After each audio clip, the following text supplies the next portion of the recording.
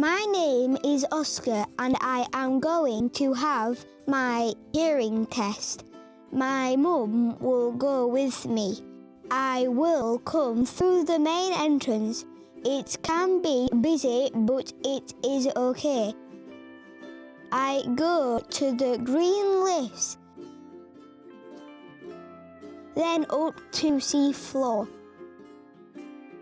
I go into the wait room and tell the lady on the desk my name, and then I sit and wait. When it is my turn, the grown-up will come and take me to a testing room. It is very quiet in these special rooms, and a grown-up will test my hearing.